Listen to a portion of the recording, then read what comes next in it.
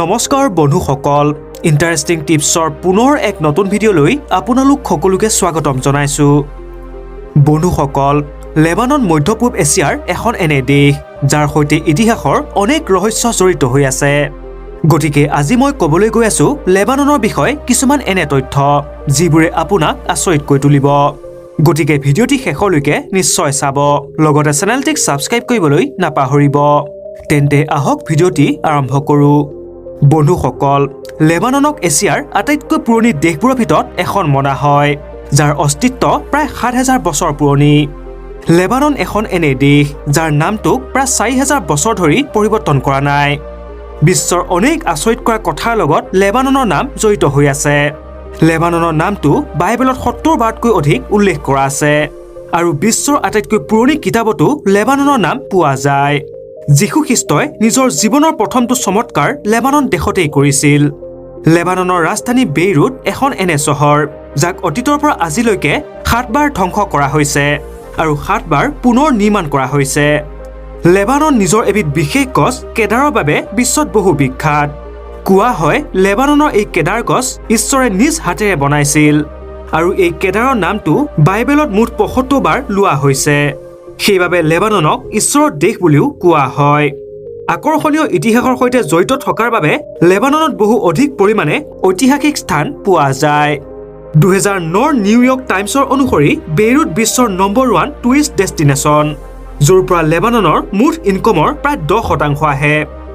Roman সাম্ৰাজ্যৰ সময়ছোৱাত লেবাননক ইছাই ধৰ্মৰ এটা বহু ডাঙৰ কেন্দ্ৰ মনা গৈছিল, কিন্তু ১১শ শতাব্দীত ইয়াত ইছলাম ধৰ্মৰ প্ৰচাৰ হয়, আৰু ইয়াৰ বেছিভাগ লোক ধৰ্ম পৰিৱৰ্তনৰ দ্বাৰা মুছলমান হৈ পৰে।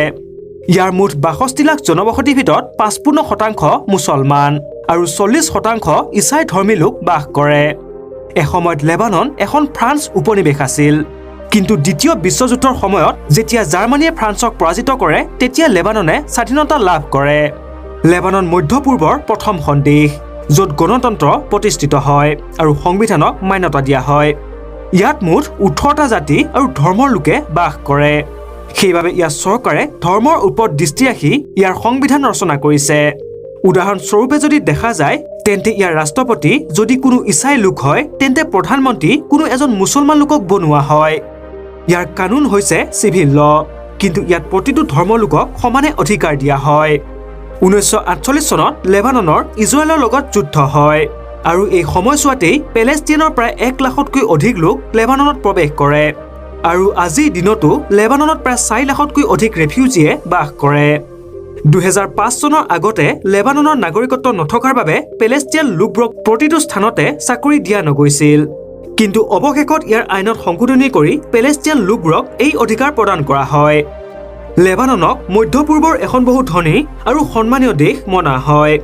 ইয়াৰ মুঠ ইনকমৰ প্ৰায় ৬৫% ছাৰ্ভিচ ছেক্টৰৰ পৰা আহে। ইয়াৰ বেংক ছিষ্টেমক বহু আধুনিক আৰু মজবুত বনা হয়, আৰু ইয়াৰ বাবে লেবানন বিশ্বত বহু বিখ্যাত। ইয়াৰ কাৰেঞ্চি হৈছে লেবানিজ পাউণ্ড, আৰু আমাৰ ভাৰতৰ ১ টকা ইয়াৰ প্ৰায় ২১ লেবানিজ পাউণ্ডৰ সমান হয়। ইয়াত শিক্ষিতৰ মাত্ৰা প্ৰায় ৯৫%। ২০১৩ ৱৰ্ল্ড ইকনমিক ফ'ৰামৰ অনুসৰি গণিত আৰু ছায়েন্সত লেবানন বিশ্বৰ ৪ৰ্থ স্থানত আছে। ইয়াৰ আধিকাৰিক ভাষা হৈছে আৰবিক, কিন্তু ইয়াৰ বেছিভাগ লোকে লেবানিজ জাৰ্বিকত কথা কয়। ইয়াৰ প্ৰায় ৭০ পৰা ৮০% স্কুলত ফ্ৰান্স পঢ়োৱা হয়, আৰু বাকী ২০ৰ পৰা ৩০% স্কুলত ইংলিছ পঢ়োৱা হয়। বিশ্বৰ প্ৰথমখন ল ইউনিভাৰ্চিটি লেবাননৰ বেইৰুট চহৰত বনোৱা হৈছিল। গতিকে বন্ধুসকল, লেবাননৰ বিষয়ে আজি ভিডিঅ'টি চাই কেনে লাগিল তলত কমেণ্ট কৰি নিশ্চয় জনাব, আৰু ভাল লাগিলে এটা লাইক কৰি দিব, লগতে চেনেলটিক ছাবস্ক্ৰাইব কৰিবলৈ নাপাহৰিব। তেন্তে পুনৰ এক নতুন তথা ইণ্টাৰেষ্টিং ভিডিঅ'ৰ সৈতে লগ পাম। আজিলৈ ধন্যবাদ।